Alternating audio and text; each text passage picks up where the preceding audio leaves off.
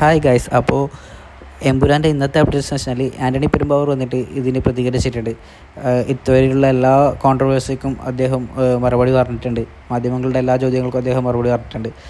അതിൽ പ്രധാനപ്പെട്ട കാര്യം എന്ന് വെച്ചാൽ മേജർ രവി ആയിരുന്നു ഒന്നാമത്തെ കാര്യം. അപ്പോൾ മേജർ രവി പറഞ്ഞ കാര്യങ്ങൾ മോഹൻലാൽ പ്രിവ്യൂ ഷോ കാണാറില്ല, മോഹൻലാൽ ചതിക്കപ്പെട്ടു എന്നൊക്കെയാണ് പറഞ്ഞിട്ടുള്ളത്. അപ്പോൾ അതിനെതിരെ മറുപടി പറഞ്ഞത് വെച്ചാൽ മോഹൻലാൽ, ആൻ്റണി പെരുമ്പാവൂർ ഇവരൊക്കെ എന്താണ് സിനിമ, എന്താണ് കഥ എന്നറിഞ്ഞിട്ട് തന്നെയാണ് ഈ സിനിമയിൽ അഭിനയിച്ചിട്ടുള്ളത്.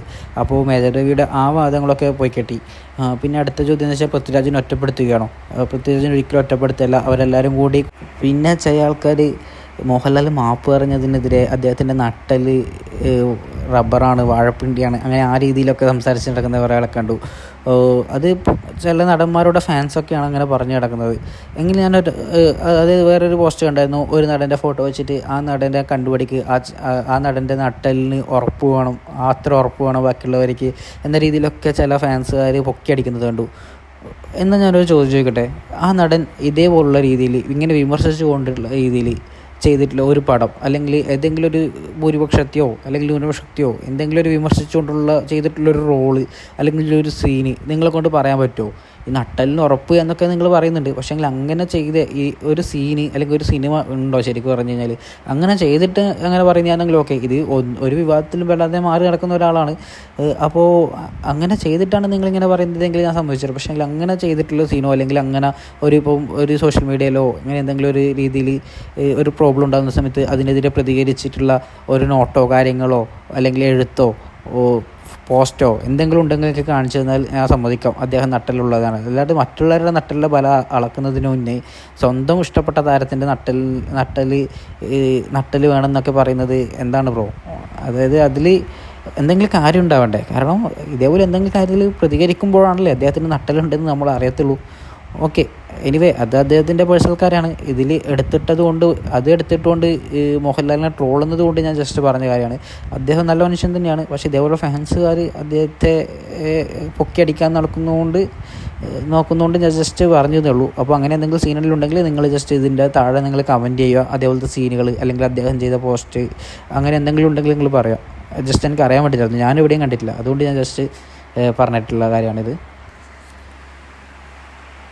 പിന്നെ പ്രധാനപ്പെട്ട വിഷയം എന്ന് വെച്ച് കഴിഞ്ഞാൽ നമ്മുടെ കേരളത്തിലെ ജനങ്ങളുടെ കണ്ണിലുണ്ണിയായ ഒരു MP അദ്ദേഹം ഈ രീതിയിൽ വന്നിട്ടുണ്ട്. അതായത് അദ്ദേഹം പറഞ്ഞത് വെച്ച് കഴിഞ്ഞാൽ ഇതൊക്കെ ഡ്രാമയാണ്, പൈസയ്ക്ക് വേണ്ടി ഡ്രാമ കളിക്കുന്നതാണ്, ഇത് ബിസിനസ്സാണ് മെയിനായിട്ട് അവരുടെ ലക്ഷ്യം എന്നൊക്കെ പറഞ്ഞിട്ടുണ്ട്. അപ്പോൾ ആ MP ഇപ്പോൾ എന്ന് വെച്ചാൽ എമ്പുരാൻ്റെ ടൈറ്റിൽ കാർഡിൽ നിന്ന് റിമൂവ് ചെയ്തിട്ടുണ്ട്. അത് ആരാണെന്ന് ഞാൻ പ്രത്യേകം എടുത്തു പറയേണ്ട ആവശ്യമില്ലല്ലോ, എല്ലാവർക്കും മനസ്സിലായി കാണുമല്ലോ, നമ്മുടെ തമ്പുരാൻ തന്നെയാണ്. പക്ഷേങ്കിൽ ഓക്കെ, അതെന്തോ ആയിക്കോട്ടെ, അത് അവർ എന്താണെന്ന് വെച്ചാൽ ആയിക്കോട്ടെ. അദ്ദേഹത്തിൻ്റെ പേര് ഇപ്പം എമ്പുരാൻ്റെ ഇതിന് റിമൂവ് ചെയ്തിട്ടുണ്ട്. ഓക്കെ. പിന്നെ സംഘികളോട് നിങ്ങൾ ഈ സിനിമക്കെതിരെ അത്രയും നിങ്ങൾക്ക് പറ്റാവുന്ന രീതിയിൽ നിങ്ങൾ ഇതിനെ ഡീഗ്രേഡ് ചെയ്യാൻ ശ്രമിച്ചിട്ടുണ്ട്, ഇതിനെ തകർക്കാൻ ശ്രമിച്ചിട്ടുണ്ട്. ഓരോ കൂട്ടം സുഡാപ്പികളും ഇതിനെ തകർക്കാൻ ശ്രമിച്ചിട്ടുണ്ട്. അവർ എന്ന് വെച്ച് കഴിഞ്ഞാൽ ചെന്നായിക്കളാണ്. അതായത് അവരും അടിച്ചിട്ട് ചോര ഓടിക്കാൻ നടക്കുന്നത്. എന്ത് സംഭവിച്ചു കഴിഞ്ഞാലും അവർക്ക് സന്തോഷം. ഇപ്പോൾ ഈ പടത്തിനെ നെഗറ്റീവാക്കി ഈ പടം പൊട്ടിക്കഴിഞ്ഞാൽ അവർക്ക് സന്തോഷം, ഇനി ഈ പടം പൊട്ടിയിട്ടില്ലെങ്കിൽ അവർക്ക് സന്തോഷം, കാരണം സംഖ്യകൾ പറഞ്ഞുകൊണ്ട് അവർക്ക് സന്തോഷം. ആ രീതിയിലുള്ളവരുണ്ട്. അപ്പോൾ അവരും ഒക്കെ കൂടിയിട്ട് ഈ പടത്തിനെ തകർക്കാൻ വേണ്ടി നല്ല രീതിയിൽ ഇപ്പോഴും ശ്രമിക്കുന്നുണ്ട്.